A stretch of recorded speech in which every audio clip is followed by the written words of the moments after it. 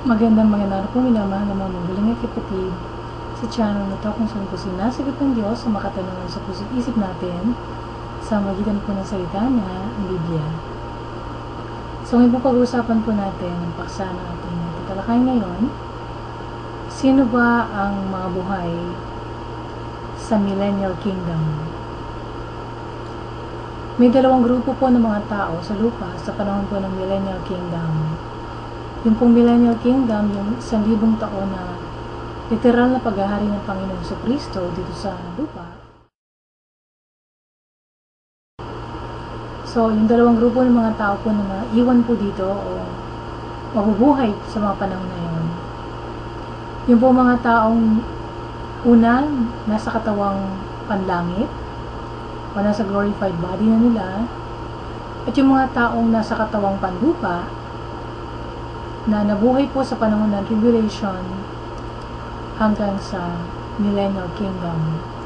So, marami na pong beses po natin na pag-usapan dito ang tungkol po sa tribulation period, yung kapayapaan. Yung mga tao pong may glorified body, pinubuo po ng iglesia o kalipunan ng mga tao na tinawag ng Diyos mula sa sanlibutan. Sila po ang tumanggap ng bagong katawan po dun sa rapture. So, yung rapture po yung pagdagit po sa iglesia. Pag sabi iglesia, hindi building, hindi rin po ito isang sekta, kundi kalipunan nga ng mga tao na tinawag ng Diyos mula sa sanlibutan. Buksan po natin ang nakasaad po sa Unang Tesalonica, Kabanata 4, talata 13-18. Sabi po dito,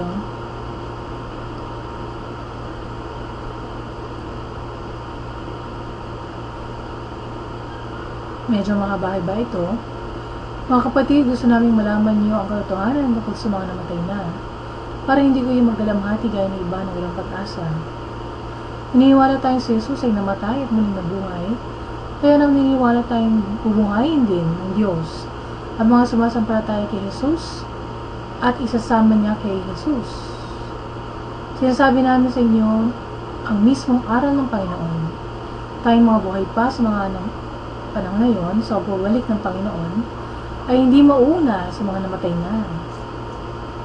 Sa araw na yon, ang Panginoon mismo ang bababa mula sa langit, kasabay ng malakas na utos, maririnig ang pagtawag ng punong anghel at ang pagtunog ng trumpeta ng Diyos.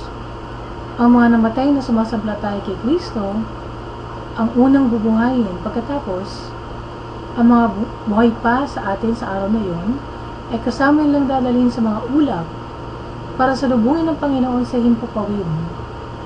At makakasama na natin ang Panginoon magpakailanman. Kaya nga mga kapatid, pasiglahin ninyo ang isa't isa sa magitan ng mga araw na ito. Napakasaya po, no? So, sila po, yung mga nakaranas po ng rapture, ang tatao po sa Millennial Kingdom, saka yung mga tao po na nabuhay sa lupa at nakaranas din ng tribulation po, pero nanampalataya po sila sa Panginoong Jesus. So, punta naman po natin ang unang Korinto 15, 21.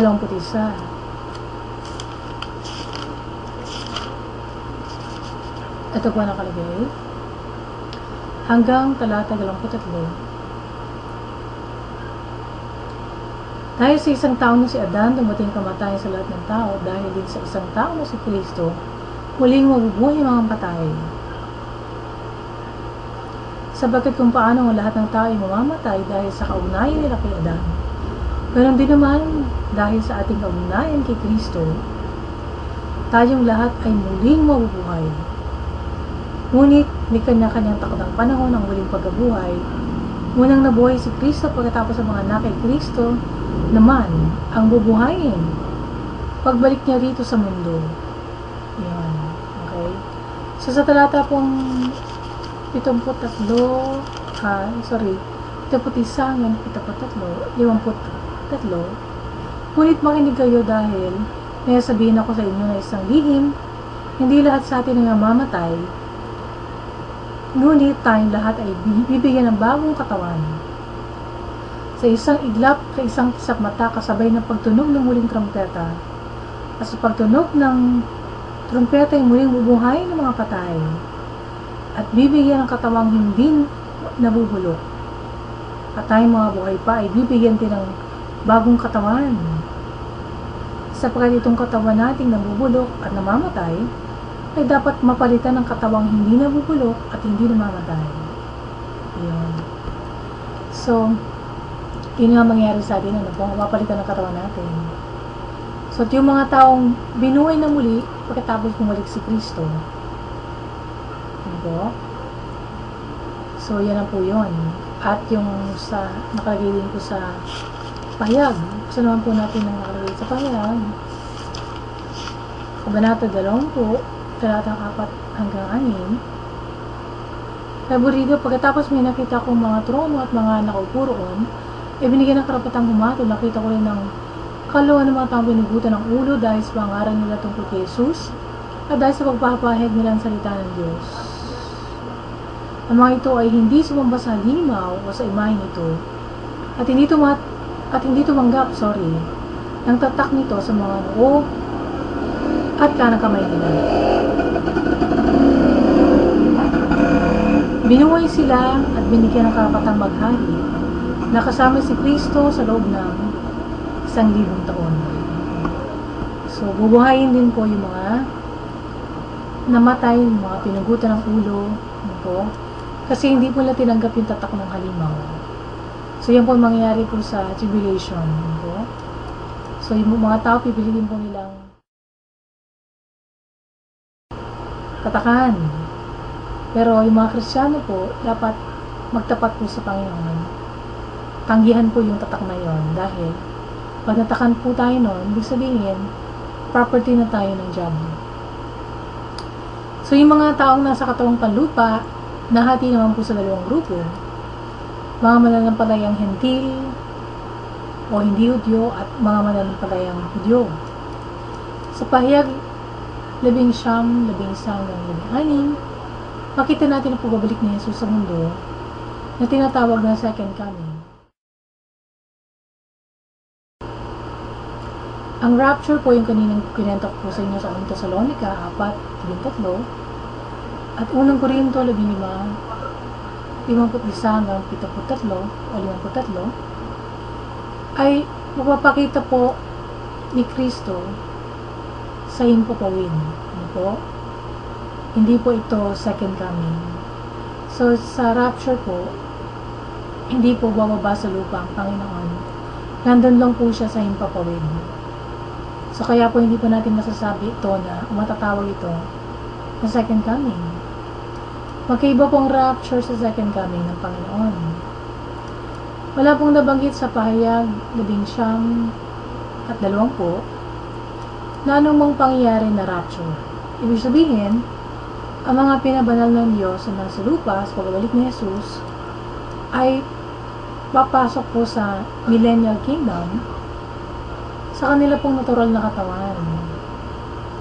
So, wala po tayong mababasa na sa pahayag 19 na isang buhay na mananampataya biglang napalitan ng katawan, naging glorified body. Ito. So, ang mga patay lang po ang nagkakaroon ng glorified body at saka yung mga nanggaling po sa langit na na-rapture na. So, kasama ng Panginoon na bababa.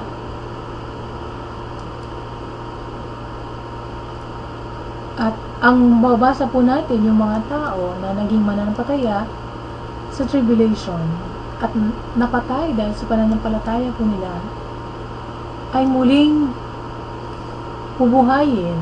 Ano po? Yan po yung mababasa nyo naman sa pahayag 24 hanggang 6 yung binasa kanina. At ang mangyayari po, magkakaanak po ang mga Hentil na matuwid. At dadami uli po ang mga tao sa lupa. Pero hindi lang sila ang magkakaanak sa Millennial Kingdom, yung mga Hudyo po na mananampalataya kay Jesus. Hanggang sa pagbalik po niya, magkakaanak po sa panahon na yon, na tinatawag din na Millennium. Kaya mga tatao po sa mundo, sa panahon na yon, ay mga mananampalatayang Hentil at Hudyo, at mga binuhay na maguli na mga mananampalataya. Kailangan po ng mga bata na ipinanganak sa millennium, na ipapanganak pa lang sa millennium, kasi wala pa tayo doon, na sumampalataya po sila kay Jesucristo. Tulad po ng ibang mga tao na nagdaang panahon. Pero sa Millennial Kingdom po, dumating na po ang Panginoong Jesucristo. Tama? So, di po dapat madali nang maniwala kasi nandiyan na ng Panginoon. No? So, kailangan din po ng pananampalataya sa Diyos, sa mga tao, sa panahon na yun. Yung mga ipapanganak sa panahon na yun. Basahin po niyo ang mga susunod na talata. Genesis 15, 2:6, Habakuk 2:4, at Roma 3:20. At para po sa karagdagang impormasyon tungkol sa Millennial Kingdom, pwede rin pong basahin ng mga sumusunod. Ilalagay ko po yan sa screen. Ano po? Okay. So, basahin po natin ang ilan sa mga yan. Sa Isaías, 2:4.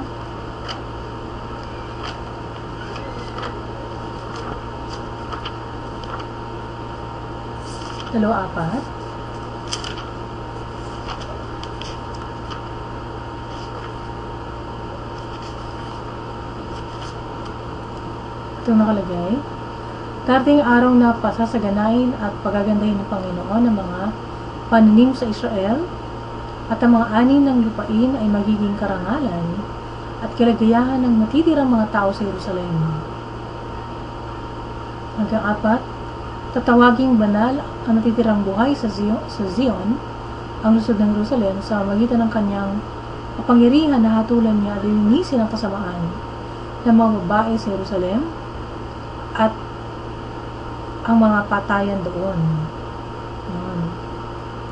So, napakaganda po ng panahon na yun ng millennium, ng Millennial Kingdom. No?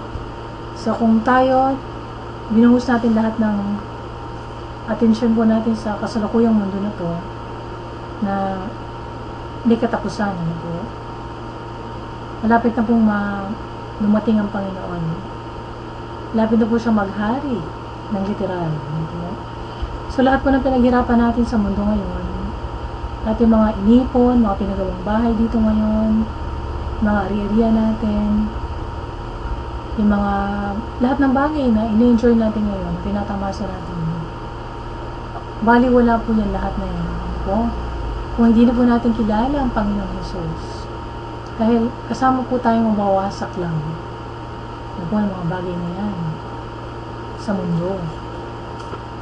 So, importante po, mabuhay po tayo,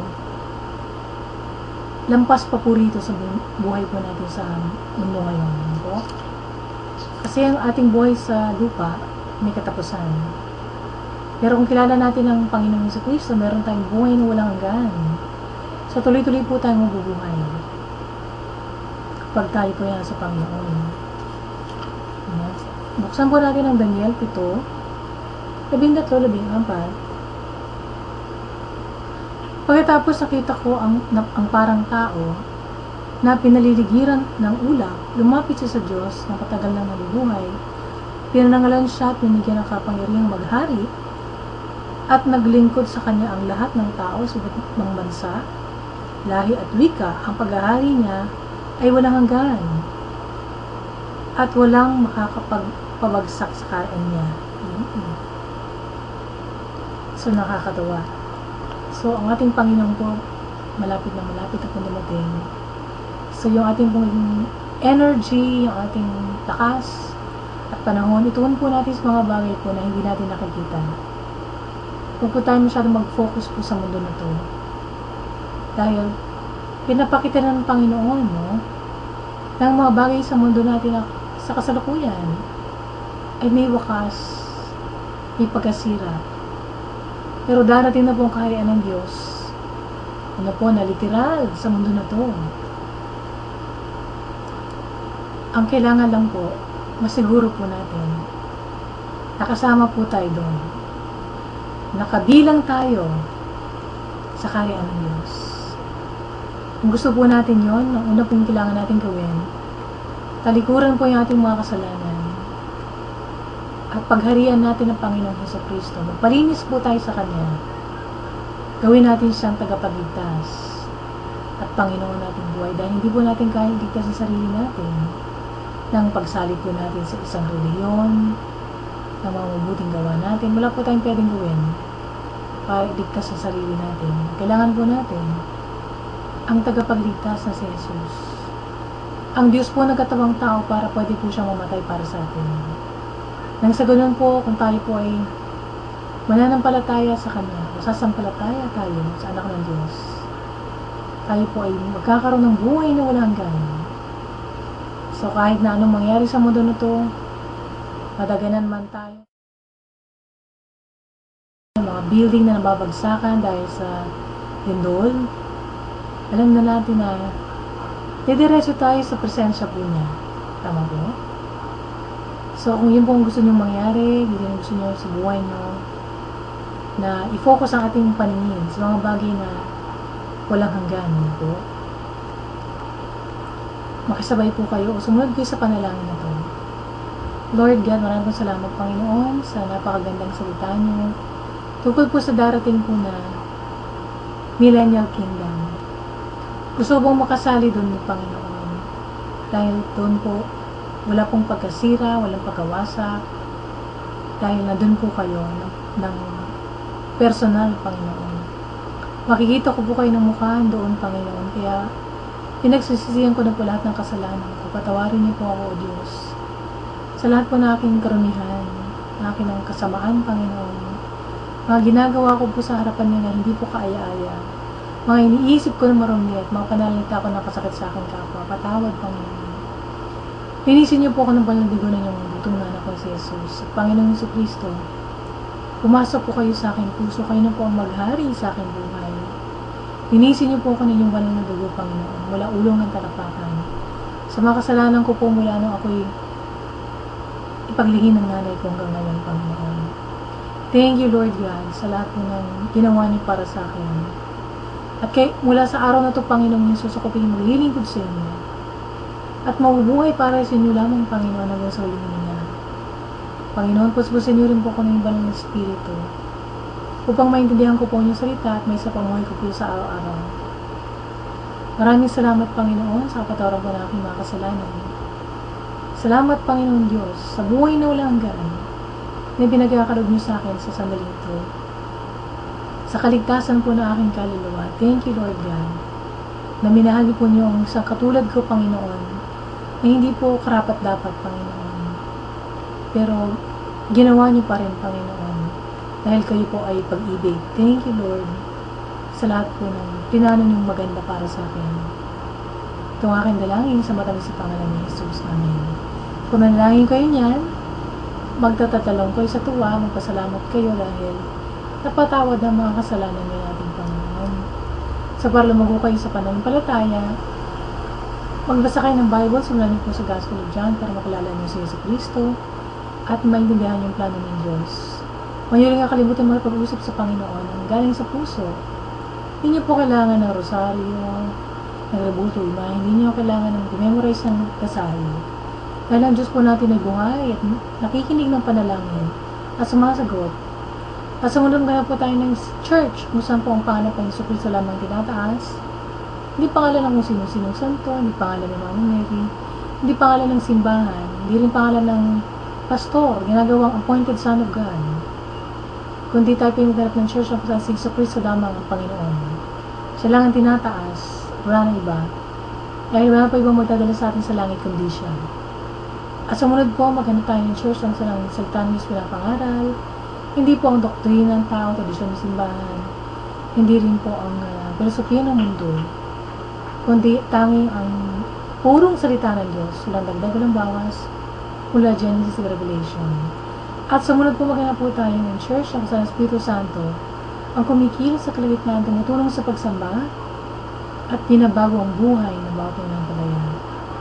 So, kayo pinapagpala natin video ngayon, pagkalat niyo po, pagsabihin niyo, may sagot ang Diyos sa mga tanong po ng mga tao. Naririnig po ng Diyos sa ating mga iniisip, no? mga bagabag sa ating kalooban. So, yung mga tanong po natin, iba po natalakay na po natin dito sa channel na to. Kung may mga dagdag po kayong mga tanong, mag-email lang po kayo, magpadala kayo ng feedback, suggestion, pwede rin kayo mag-text o mag-tweet sa akin. Po. So, kung kanina nakasabay kayo sa panalangin ng pagsisisi o pagtanggap sa Panginoon Jesus, ipagsabihin niyo po at pamalitan niyo sa lahat ng tao na Kristiyano na kayo ngayon at papunta na kayo sa langit. So, kung kayo naman po hinihipon ng Panginoon na tumulong sa ministry na to, para patuloy po tayong makapagpahayag ng salita ng Diyos, may taas natin si Kristo, at madalang maraming kaluluwa sa paanan ng Panginoon para maligtas, welcome po yung tulong na panalangin at tulong pinansyal. So, nasusunod po na pagkita po natin dito po sa YouTube. Sa Diyos po lahat ng papuri at pagpalain kayo nating mahal na Panginoon.